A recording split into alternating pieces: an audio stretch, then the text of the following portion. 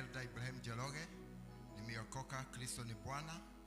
Amekuwa mwaminifu, amekuwa kibirio, amekuwa tegemeo, amekuwa msaada wa karibu. Nimemuona akitembea pamoja na mimi, nimemuona akinipigania vita, nimemuona akinitendea mambo makuu ambayo sina maneno ya kuyatamka hapa.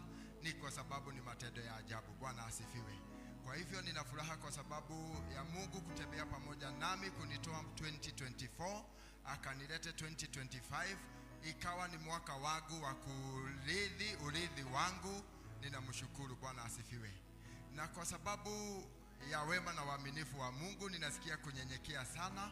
Ni kwa sababu uwepo wa Mungu uko pamoja nasi siku ya leo. Ile maneno yote ambayo imekuwa ikitamkwa mahali hapa ni ukuu wa Mungu. Bwana asifiwe. Na Mungu naye akanipea neno ambalo linaongea kuhusu ukuu wake. Bwana asifiwe. Nikaona matendo makuu ya Mungu ya ajabu ya kuandaa watu wake. Bwana asifiwe. Bila kupoteza wakati, nataka tuingie katika neno la siku yetu ya siku ya leo. Na neno letu tunalipata katika Wafalme wa kwanza 19 kuanzia mstari wa kwanza hadi mstari wa 18. Wafalme wa kwanza mlango ni 19 kuanzia 1 mpaka 18.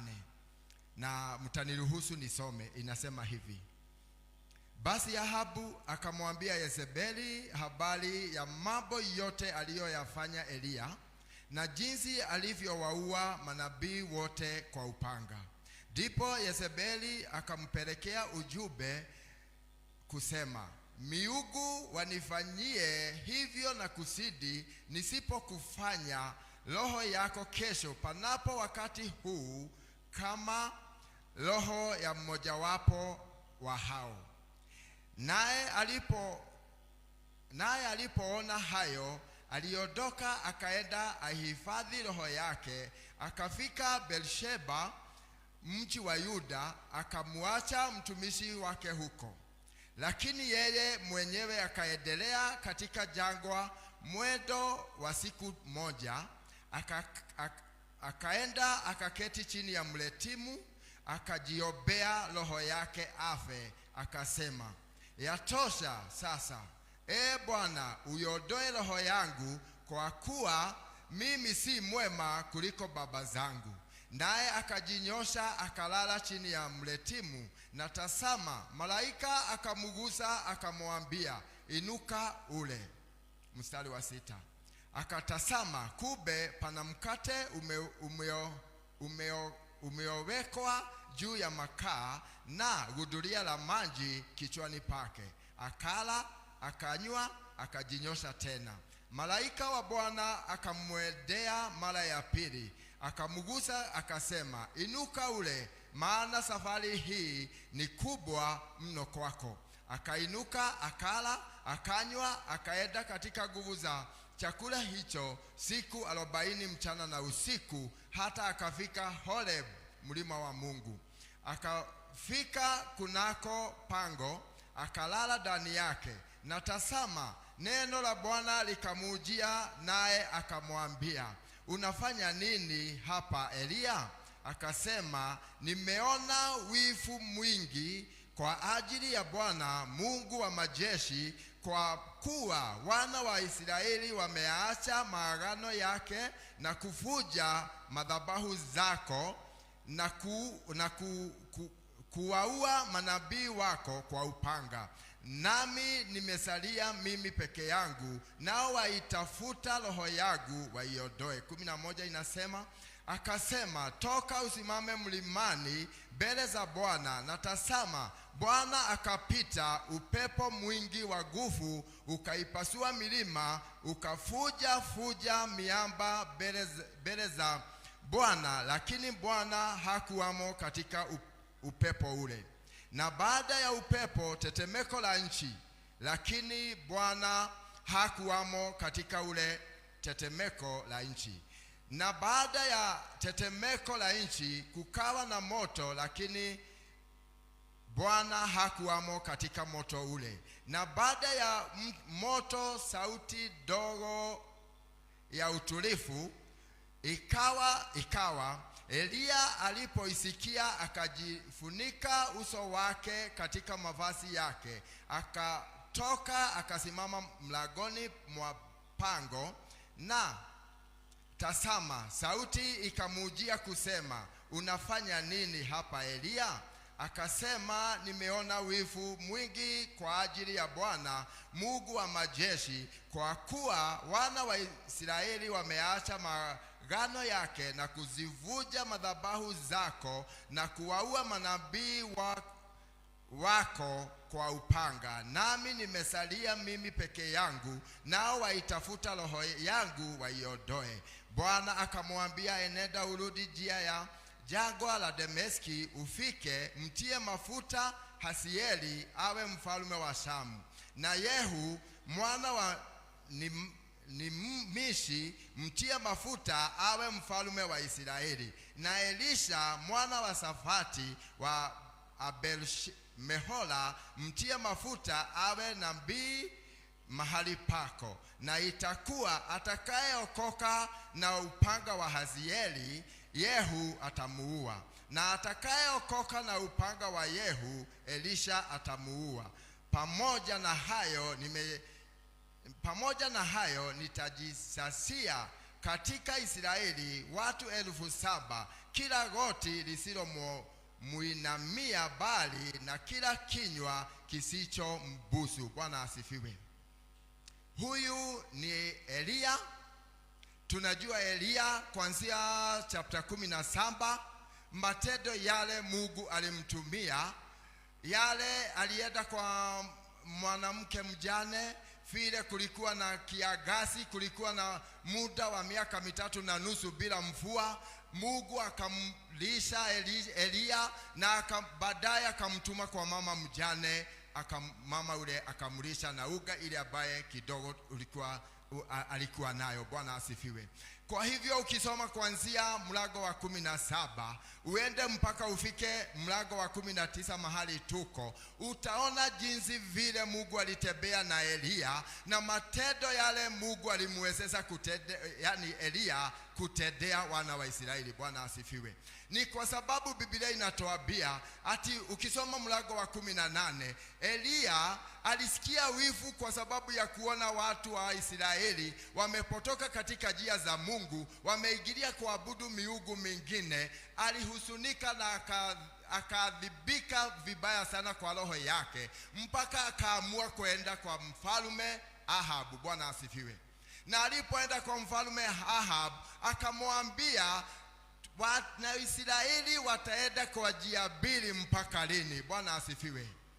Tukumbuke tunaongea kuhusu Mungu mkuu ambaye ni Mungu tunamtumikia, Mungu wa Eliya, Mungu wa Yakobo, Mungu wa Ibrahimu, Mungu wa Isaka, Mungu wa Danieli. Ndio tunaongea kuhusu kazi yake. Bwana asifiwe.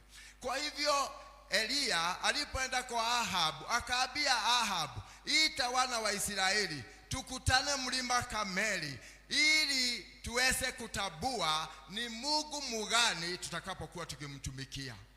Ukisoma mlango wa 18 utasikia yote. Na ikafika wakati ati ya kwamba manabii wa Baali waletewe ng'ombe na Eliya aletewe yake, na wasiweke moto kwa madhabahu, waitane juu, kila mmoja aite miungu yake. Ule Mungu atakayejibu kwa moto ndiye atakuwa akiabudiwa katika Israeli. Bwana asifiwe.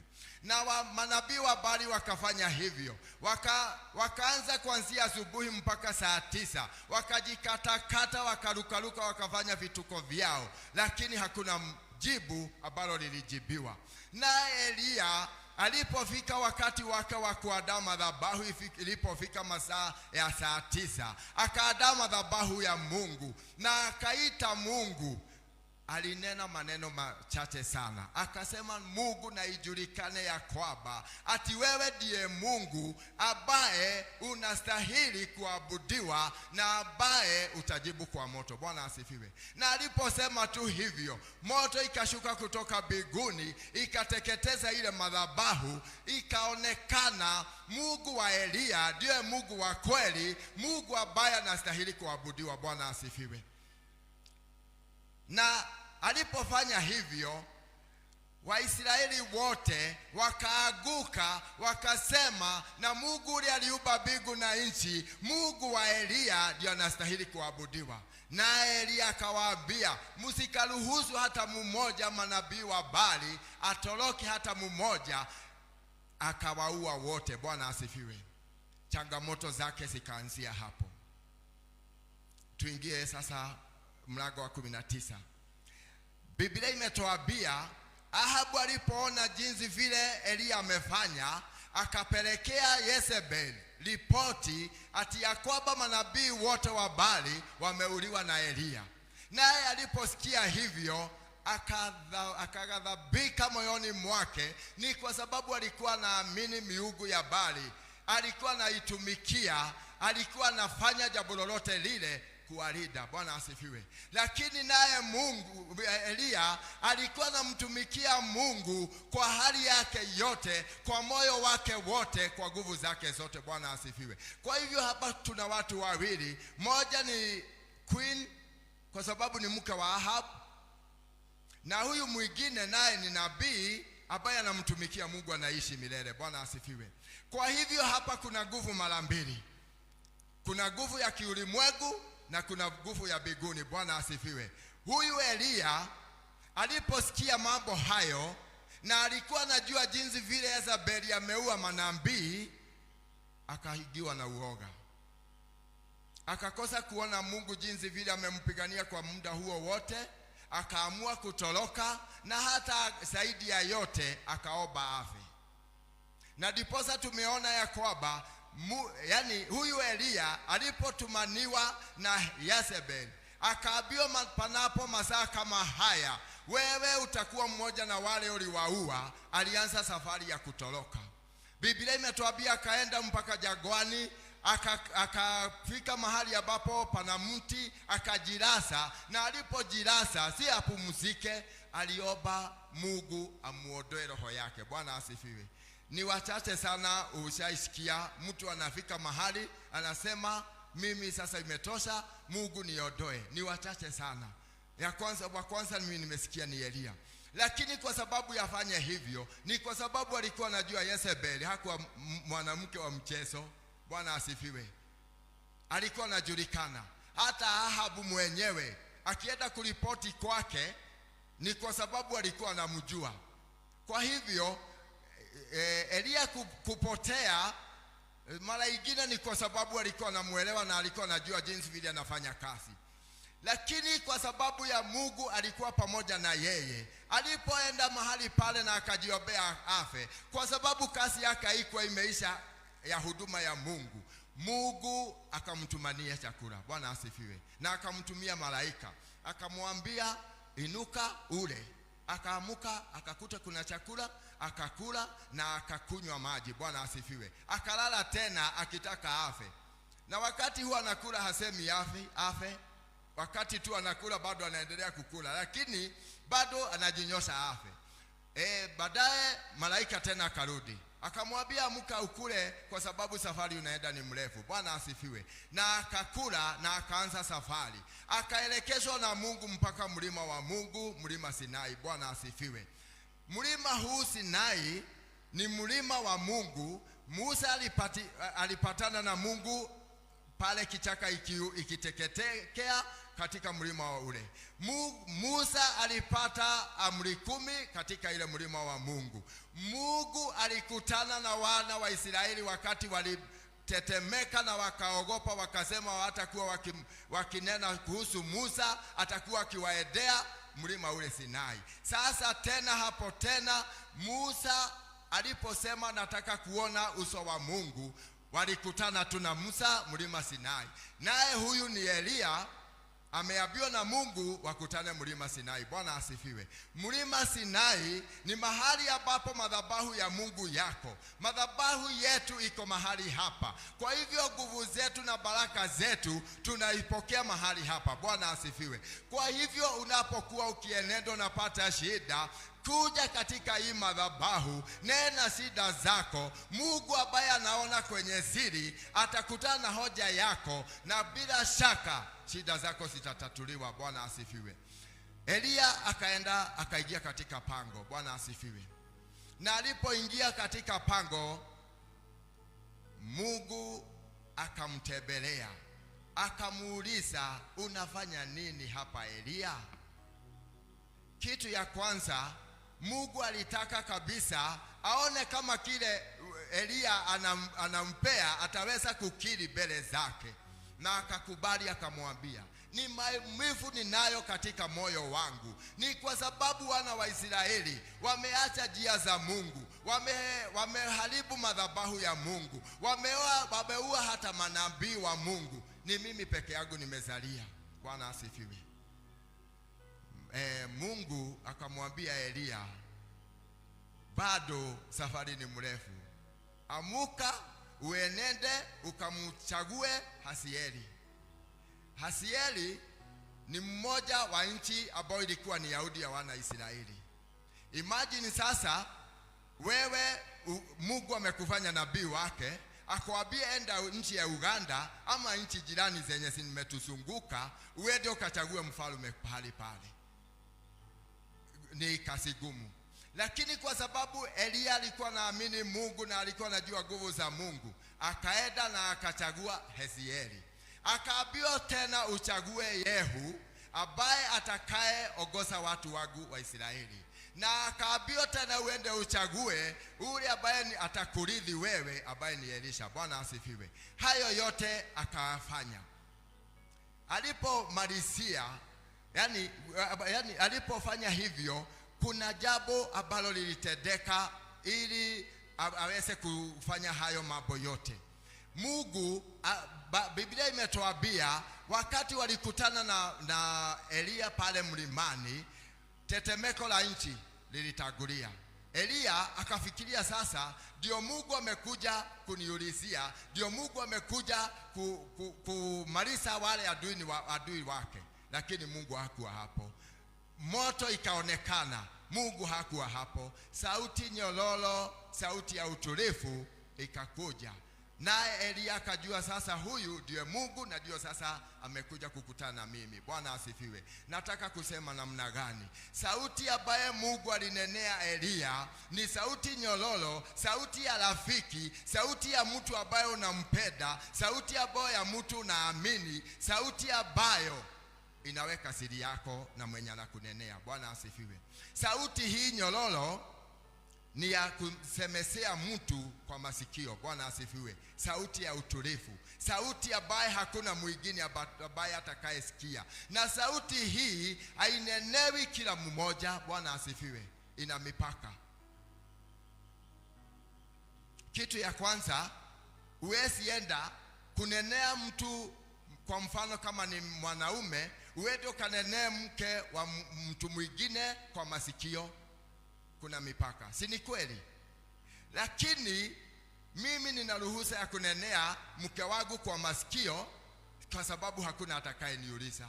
Nina haki ya kunenea watoto wangu kwa masikio, kwa sababu hakuna ambaye ataniuliza. Nina haki ya kunenea rafiki yangu ambaye tumefungua na roho kwa masikio, kwa sababu hakuna mwenye ataniuliza. Ni kama vile Mungu alifanya kwa Elia. Kwa hivyo wapendo wangu katika Kristo, inastahili tuambatane na Mungu wetu. Kama unataka Mungu akunenee neno ambalo ni lako la siri, mpango ule ambaye amekupangia, ili muweze kuwa mmeambatana na yeye, akunenee kuhusu maisha yako, ili ya kwamba hakuna ambaye mwingine atakayejua. Ni lazima uambatane na yeye. Bwana asifiwe. Hii sauti si sauti ya kawaida ya kunenewa kila mmoja. Bwana asifiwe. Kwa hivyo wapendwa wangu katika Kristo, tunapokuwa tukihudumia Mungu, maisha yetu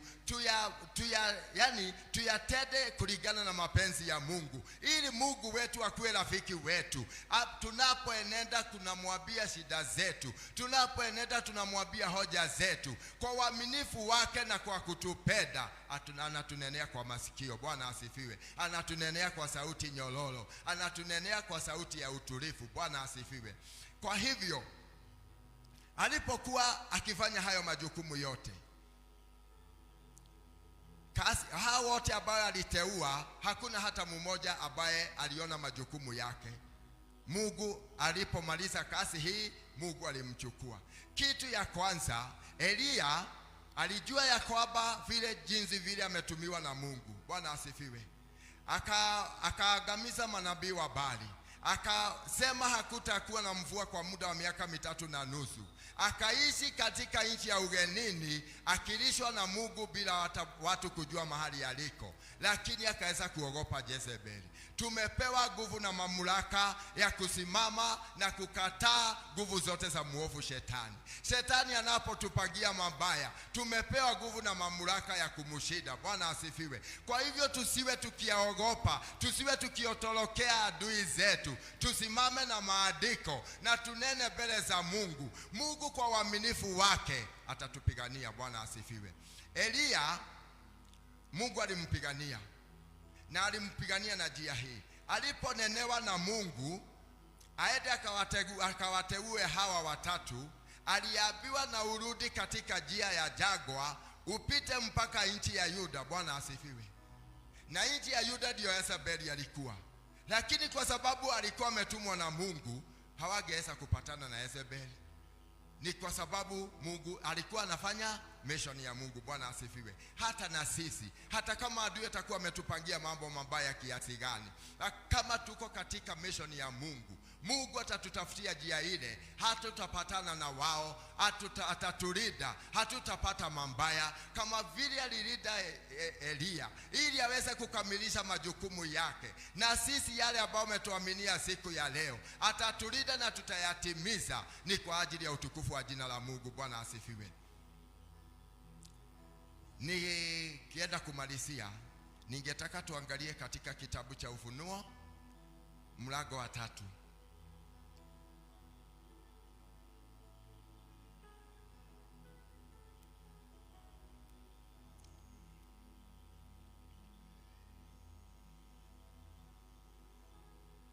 Ufunuo mlango wa 3 mstari wa 7. Kama mmefika tusome. Tazama, nayajua na tazama yuwaja na mawingu sorry.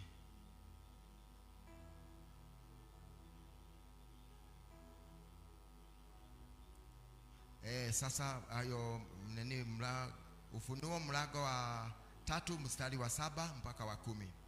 Na kwa malaika wa kanisa lilioko Philadelphia andika, haya ndio anenaye yeye aliye mtakatifu, aliye wa kweli, aliye na ufunguo wa Daudi, yeye mwenye kufungua wala hapana afungaye, naye afunga wala hapana afunguaye. Na yajua matendo yako. Tazama, nimekuwa mlango uliofunguliwa mbele yako, ambao hapana awezaye kuufunga. Kwa kuwa unazo nguvu kidogo, nawe umelitunza neno langu, wala hukulikana jina langu. Tazama, nakupa walio wa sinagogi la Shetani, wasemao kwamba ni Wayahudi, nao sio, bali wasema uongo. Tazama, nitawafanya waje kukusujudu mbele ya miguu yako, na kujua ya kuwa nimekupenda. Mstari wa 10. Kwa kuwa umelishika neno la subira yangu, mimi nami nitakulinda utoke katika saa ya kuharibiwa, iliyo tayari kujilia ulimwengu wote, kuwaharibu wakao juu nchi. Bwana asifiwe. Hapa hili neno, Elia alipopitia changamoto hizo zote, hakuacha njia za Mungu. Hata alipojua manabii wote wameuliwa na akakiri mbele za Mungu ati yeye amebakia, alisimama na neno la Mungu. Bwana asifiwe. Hapa alikuwa amesahau ya kwamba Obadia kuna manabii 100 alikuwa ameficha pahali. Alikuwa amesahau. alikuwa anajiona ni yeye peke yake. Lakini kile ambacho kinanifurahisha katika Elia, hata kama alikuwa anajua ni yeye peke yake, alisimama na kazi ya Mungu. Bwana asifiwe. Alisimama na Mungu hata kama Waisraeli wote walienda kinyume na yeye, hata kama Waisraeli wote walibomoa madhabahu ya Mungu, hata kama Waisraeli wote waliabudu miungu, Elia hakuabudu miungu, hakuacha majukumu yake, alikubali kumtumikia Mungu kwa hali zote. Bwana asifiwe. Nataka kusema namna gani changamoto zitatupata, tutaona kama tumebaki peke yetu. Tusiache kumtumikia Mungu, tumtumikie zaidi na zaidi. Ni kwa sababu umtumiki kwa sababu wengine wanamtumikia. Simtumiki kwa sababu mke wangu anamtumikia, na mtumikia ni kwa sababu aliniita peke yangu. Bwana asifiwe. Maandiko inaniambia kila mmoja atasimama mbele ya kiti ya hukumu. Bwana asifiwe. Na kila mmoja atapiga goti mbele za Mungu, na kila ulimi itakiri ati Yesu ni Bwana. Bwana asifiwe. Kwa hivyo una majukumu ya kufanya mbele za Mungu, ili ya kwamba uhusiano wako na Mungu uendelee kukamilika. Bwana asifiwe. Elia, uhusiano wake na Mungu aliendelea kufanya dhabiti. Bwana asifiwe. Hata kama alitishwa, hakuenda kujinyonga, hakuenda kuchukua kaba. Alijua uhai wake Mungu ndiye ako na nguvu zake, na akaenda akaomba Mungu amuue yeye mwenyewe. Ni kwa sababu alikuwa na ufahamu akijiua anahukumu. Bwana asifiwe. Kwa hivyo yeye alimuumba na akampea majukumu, na akafanya apitie hali ngumu zile alipitia. Alikuwa nakumbuka yeye ndiye ako na neno lake la mwisho. Bwana asifiwe. Wapendwa wangu, hatuna neno lingine ndani ya maisha yetu. Neno letu la mwisho liko katika nguvu za Mungu. Neno letu la mwisho ni la Mungu, na ndiposa tumeambiwa katika andiko hili la Ufunuo ati amefungua mlango mbele zetu. Bwana asifiwe. Mlango ambayo umefunguliwa wangu na wako, ili uweze kuenenda na njia inampendeza Mungu, uweze kupokea baraka za Mungu. Bwana asifiwe. Mwaka huu ni mwaka wetu wa kupokea urithi wetu. Bwana asifiwe. Urithi hutaupokea tu hivi. Tukiangalia kama ni kupokea urithi, ni lazima una majukumu, inastahili ujukumike. Tukiangalia Isaac alipotaka kubariki Esau, alimwambia aende mawindoni, amuidie, amtayarishie chakula, amuletee ili aweze kubarikiwa. Bwana asifiwe. Aweze kupokea urithi wake. Kwa hivyo alikuwa aajibike, atumike, achoke, aende, atafute ili akuje abarikiwe. Bwana asifiwe. Na sisi urithi wetu hatutaupata tu hivi, ati uamuke useme mwaka huu ni mwaka wangu wa kupokea urithi. Hapana. Inahitaji umtumikie Mungu, inahitaji umwendee Mungu, inahitaji ujiachilie kwa Mungu, inahitaji uende gharama kwa sababu ya Mungu. Bwana asifiwe. Ni kwa sababu amekuandalia. Maandiko imetuambia amefungua mlango mbele zetu. Bwana asifiwe. Mlango ule yeye amefungua, hakuna wa kuufunga. Bwana asifiwe. Na ule mlango anafunga, hakuna wa kufungua. Kwa hivyo yeye ndiye ako na nguvu na mamlaka ya urithi wetu. Akifungia urithi wako, uende wapi? Uende kwa jamii zenu, uende kwa wasasi wako, uende kwa marafiki, uende kwa rais, mlango hautafunguliwa. Na akikufungulia mlango, adui zako walale wakitembea usiku, wafanye mambo yale yote watafanya. Kama Mungu amekufungulia mlango wa baraka zako, hakuna ambaye atakayeufunga. Kwa hivyo ili Mungu atufungulie milango zetu, ni lazima uhusiano wetu na Mungu kamilike. Bwana asifiwe. Ni lazima tukubali kutumika kama Elia. Bwana asifiwe. Haijalishi ni ugumu gani unapitia, haijalishi ni ugumu gani ninapitia, ya muhimu ni ya kwamba ati kuna mlango imefunguliwa ya baraka zangu. Kuna mlango imewekwa tayari kwa ajili ya mimi. Kuna mlango imewekwa tayari kwa ajili ya jamii zangu. Kuna mlango imewekwa tayari kwa ajili ya huduma ninahudumia Mungu naye.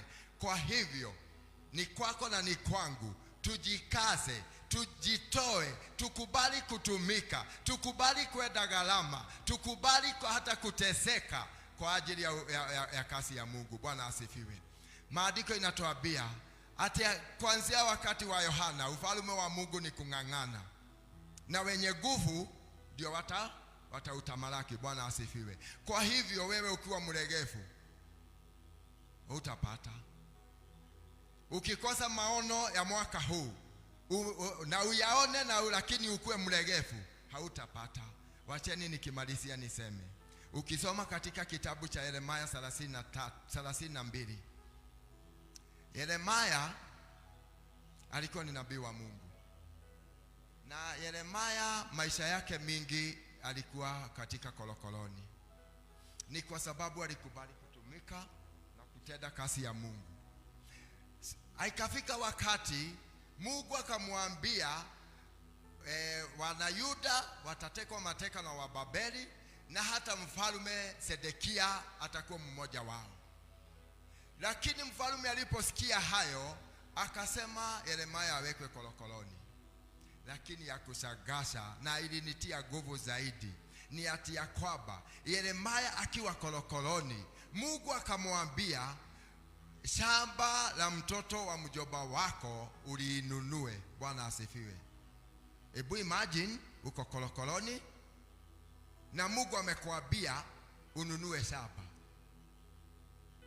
Kwa mfano uko pale kule prison na mtu akwambie ununue shamba lake, si utaona kama hajielewi? Lakini ilitimia. Bwana asifiwe. Na ukisoma hivyo utasikia aliambiwa ununue shamba hili ni kwa sababu baada ya wana wa Israeli kutoka uhamisho, mashamba itauzwa mara ya pili. Mungu akamuonea mbele, wakati ya kuuzwa mara ya pili itakuwa na gharama ya juu. Lakini Mungu ni mwaminifu, na Mungu njia zake hazieleweki. Ni kwa sababu Yeremia alipata fedha ya kununua shamba hata akiwa kolokoloni. Kwa hivyo haijalishi unapita hali gani, haijalishi unajiona kama umekwisha kiasi gani, kama uko katika njia za Mungu, yale unaona haiwezekani itawezekana, kwa sababu Mungu amefungua mlango mbele yako. Bwana asifiwe. Mwaka huu ni mwaka wetu wa kurithi urithi wetu. Kwa hivyo usikafanye mwanadamu afanye ukose kushika urithi wako. Usikafanye mambo ambayo tunayaona ikukoseshe kupata urithi wako. Kuwa mwaminifu, jua Mungu amefungua mlango mbele zako, hakuna na nguvu ya kufunga, ili uweze kupokea baraka zako, uweze kupokea urithi wako. Na zaidi ya yote tumtumikie Mungu kama hatutamtumikia kesho. Mbarikiwe.